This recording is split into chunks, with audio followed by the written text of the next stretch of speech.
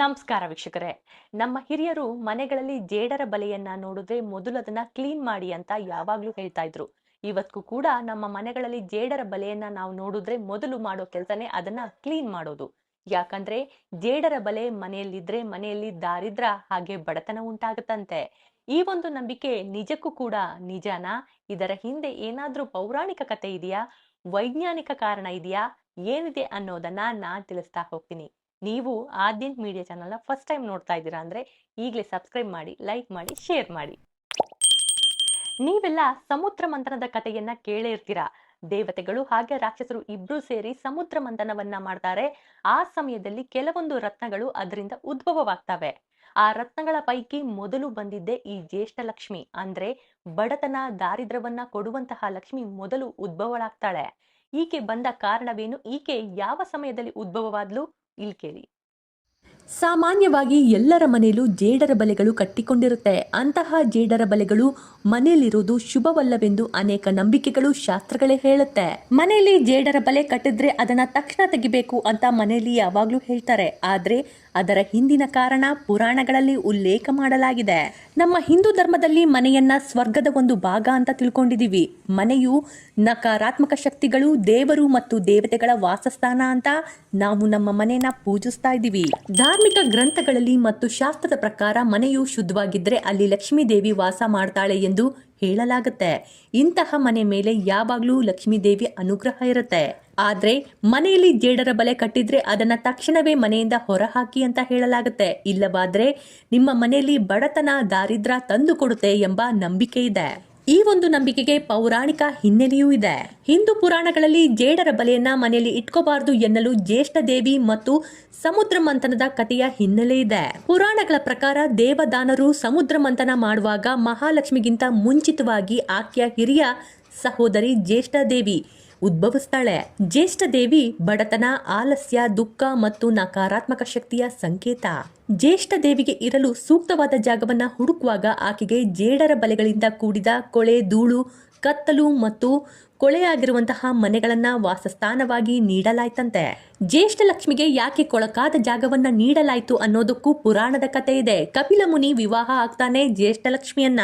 ಮದುವೆ ನಂತರ ಮುನಿಯು ಆಕೆಯನ್ನ ಆಶ್ರಮಕ್ಕೆ ಕರೆದುಕೊಂಡು ಹೋಗ್ತಾನೆ. ದೇವತಾ ಪೂಜೆ ಮತ್ತು ಹವನಗಳನ್ನ ಮಾಡ್ತಾ ಇದ್ದ ಪವಿತ್ರ ಸ್ಥಳಕ್ಕೆ ಆಕೆಯನ್ನ ಕರೆದುಕೊಂಡು ಹೋಗ್ತಾನೆ. ಆದ್ರೆ ಜ್ಯೇಷ್ಠ ದೇವಿ ಆ ಪವಿತ್ರ ಜಾಗವನ್ನ ಪ್ರವೇಶ ಮಾಡಲು ನಿರಾಕರಿಸ್ತಾಳೆ. ಕಪಿಲ ಮುನಿ ಯಾಕೆ ಅಂತ ಕೇಳಿದಾಗ ಜ್ಯೇಷ್ಠ ದೇವಿ ತನ್ನ ನೈಜ ಸ್ವಭಾವವನ್ನ ಹೀಗೆ ವಿವರಿಸ್ತಾಳೆ.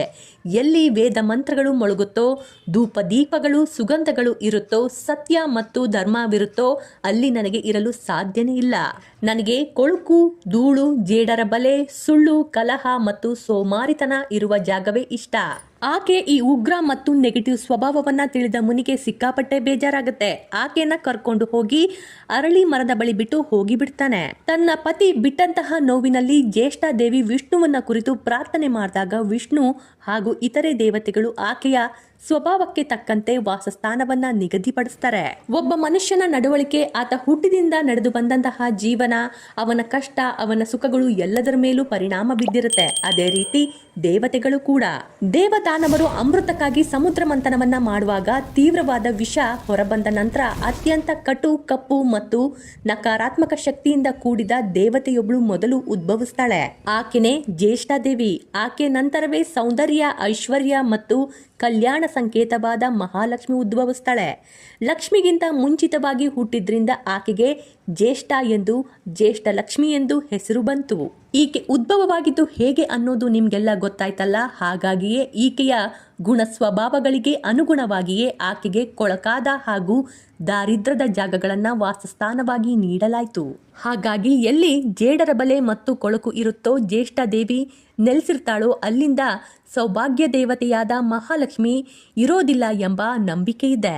ಮನೆಯ ಮೂಲೆ ಮೂಲೆಗಳಲ್ಲೂ ಕೂಡ ಜೇಡರ ಬಲೆ ಹೆಚ್ಚಾಗ್ತಾ ಹೋದಂತೆ ರಾಹು ಹಾಗೆ ಕೇತುವಿನ ಬಲವೂ ಕೂಡ ಹೆಚ್ಚಾಗ್ತಾ ಹೋಗುತ್ತಂತೆ. ಇದರಿಂದ ಮನೆಯಲ್ಲಿ ನೆಗೆಟಿವ್ ವೈಬ್ರೇಷನ್ ಹೆಚ್ಚಾಗಿ ಜಗಳ, ಕಲಹ, ಮನೆಗಳಲ್ಲಿ ಅಶಾಂತಿ ಉಂಟಾಗಬಹುದು ಅಂತ ಮನೆಗಳಲ್ಲಿ ಜೇಡರ ಬಲೆ ಕಂಡ್ರೆ ಮೊದಲು ತೆಗ್ದಾಕಿ ಅಂತ ದೊಡ್ಡೋರು ಹೇಳ್ತಾ ಇದ್ರು.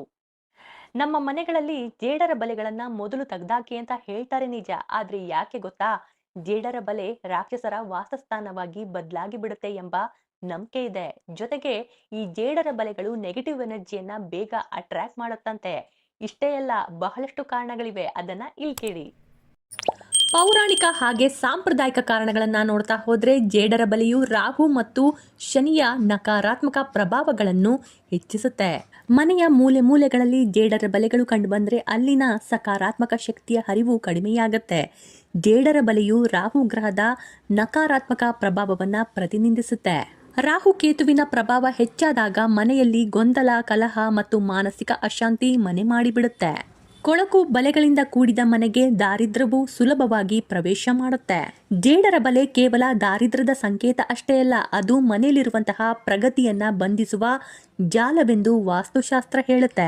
ಜೇಡರ ಬಲೆಗಳು ಹೆಚ್ಚಾದಂತೆ ಮನೆಯಲ್ಲಿ ಸೋಮಾರಿತನ ಮತ್ತು ನಕಾರಾತ್ಮಕ ಆಲೋಚನೆಗಳು ಹೆಚ್ಚಾಗ್ತಾ ಹೋಗುತ್ತೆ. ಇದು ಕುಟುಂಬದ ಸದಸ್ಯರ ನಡುವೆ ಅನಗತ್ಯ ಮನಸ್ತಾಪಗಳಿಗೆ ಕಾರಣವಾಗುತ್ತೆ.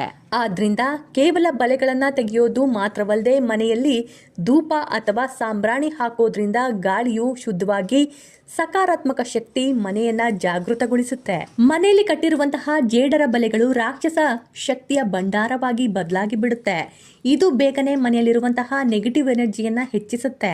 ಇದರಿಂದಾಗಿ ಮನೆಯಲ್ಲಿ ವಾಸ್ತು ದೋಷಗಳು ಸೃಷ್ಟಿಯಾಗಿ ಬಿಡುತ್ತೆ. ಪಿತೃಗಳು ನಿಮ್ಮ ಮೇಲೆ ಕೋಪ ಮಾಡ್ಕೊಳ್ಬಹುದು, ಮನೆಯು ಜೇಡರ ಬಲೆಯಿಂದ ತುಂಬಿಕೊಂಡಿದೆ ಅಂತ. ಆದ್ದರಿಂದ ಮನೆಯಲ್ಲಿರುವ ಜೇಡರ ಬಲೆಗಳನ್ನ ತಕ್ಷಣವೇ ತೆಗೆದು ಹಾಕುವುದು ತುಂಬಾನೇ ಒಳ್ಳೆಯದು. ಇಲ್ಲದೆ ಇದ್ರೆ ನೀವು ದೇವರ ಪೂಜೆ ಪ್ರಾರ್ಥನೆಯನ್ನ ಮಾಡಿದ್ರೆ ಫಲಗಳು ಪಡೆಯೋದಿಲ್ಲ. ಜೇಡರ ಬಲೆಗಳು ಸಂಪತ್ತಿನ ಹರಿವನ್ನ ತಡೆದು ಬಿಡುತ್ತೆ. ಇದು ವ್ಯಾಪಾರ ವ್ಯವಹಾರದಲ್ಲಿ ನಷ್ಟವನ್ನ, ಉದ್ಯೋಗದಲ್ಲಿ ಅಡೆತಡೆಗಳನ್ನ ಉಂಟು ಮಾಡುತ್ತೆ.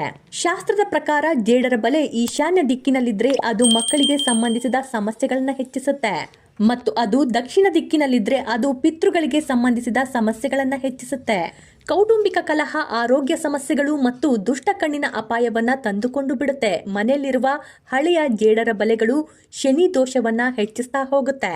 ಮನೆ ಕ್ಲೀನ್ ಆಗಿದ್ರೆ ಜನರು ಆರೋಗ್ಯವಾಗಿ ಇರ್ತಾರೆ ಅಂತ ಎಲ್ರಿಗೂ ಗೊತ್ತಿದೆ. ಆದ್ರೆ ಮನೆ ಕ್ಲೀನ್ ಆಗಿರೋದ್ರ ಜೊತೆಗೆ ಇದು ದೇವಾನ ದೇವತೆಗಳಿಗೂ ಸಂಬಂಧಿಸುತ್ತೆ. ಸ್ವಚ್ಛವಾದ ಮನೆಯಲ್ಲಿ ಮಾತ್ರ ದೇವರು ನೆಲೆಸ್ತಾನೆ. ಸಾಮಾನ್ಯವಾಗಿ ಜನರು ತಮ್ಮ ಮನೆಯ ಕೆಳಗಿನ ಭಾಗವನ್ನ ಸ್ವಚ್ಛಗೊಳಿಸ್ತಾರೆ, ಆದ್ರೆ ಮೇಲಿನ ಭಾಗವನ್ನ ನಿಯಮಿತವಾಗಿ ಸ್ವಚ್ಛ ಮಾಡುವುದಿಲ್ಲ. ಆದ್ದರಿಂದ ಅಂತಹ ಭಾಗಗಳಲ್ಲಿ ಜೇಡ ಬಲೆಗಳು ರೂಪುಗೊಳ್ಳುತ್ತೆ. ಅವು ಮತ್ತಷ್ಟು ಧೂಳನ್ನ ತುಂಬಿಕೊಂಡು ನೋಡಲು ಬಹಳ ಅಸಹ್ಯವಾಗಿ ಕಾಣುತ್ತೆ.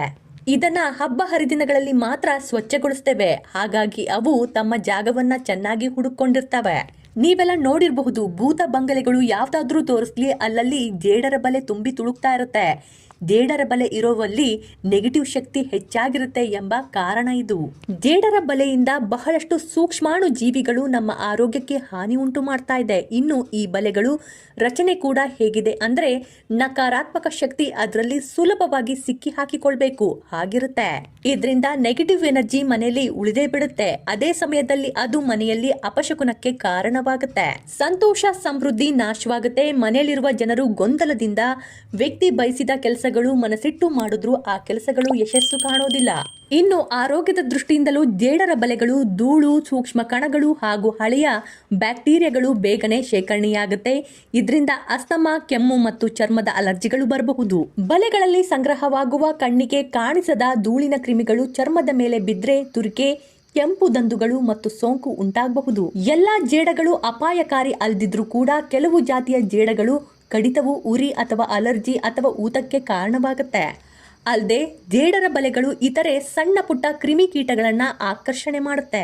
ಮನೆಯ ಮೂಲೆಗಳಲ್ಲಿ ಬಲೆಗಳು ಮತ್ತು ಕೊಳೆ ಶೇಖರಣೆಯಾಗ್ತಾ ಇದ್ರೆ ಕೋಣೆಯು ಒಳಗಿನ ಗಾಳಿಯು ಪರಿಶುದ್ಧತೆ ಹಾಳಾಗುತ್ತೆ. ಇದು ಮನೆಯ ವಾತಾವರಣವನ್ನ ಕಲುಷಿತಗೊಳಿಸಿ ಬಿಡುತ್ತೆ. ವೈಜ್ಞಾನಿಕ ಹಾಗೂ ಮಾನಸಿಕ ಅಧ್ಯಯನದ ಪ್ರಕಾರ ಅಚ್ಚುಕಟ್ಟಾಗಿ ಮತ್ತು ಕ್ಲೀನ್ ಆದಂತಹ ಸ್ಥಳದಲ್ಲಿ ಮಾನಸಿಕ ಒತ್ತಡ ಅಥವಾ ಜಗಳ ಇವೆಲ್ಲ ಇರೋದೇ ಇಲ್ಲ. ಬೆಳಕು ಮತ್ತು ಗಾಳಿ ಇರುವ ಜಾಗ ಯಾವಾಗ್ಲೂ ಉತ್ಸಾಹದಿಂದ ತುಂಬಿರುತ್ತೆ. ಹಾಗಾಗಿನೇ ಜೇಡರ ಬಲೆಯನ್ನ ಯಾವಾಗ್ಲೂ ಮನೆಯಲ್ಲಿ ಬಿಡಬೇಡಿ ಅಂತ ಹೇಳ್ತಾ ಇದ್ದಿದ್ದು. ನನ್ನ ವಿಡಿಯೋ ನಿಮಗೆ ಇಷ್ಟ ಆಗಿದ್ರೆ ಲೈಕ್ ಮಾಡಿ, ಶೇರ್ ಮಾಡಿ, ಸಬ್ಸ್ಕ್ರೈಬ್ ಆಗೋದನ್ನ ಮಾತ್ರ ಮರಿಲೇಬೇಡಿ. ಧನ್ಯವಾದಗಳು.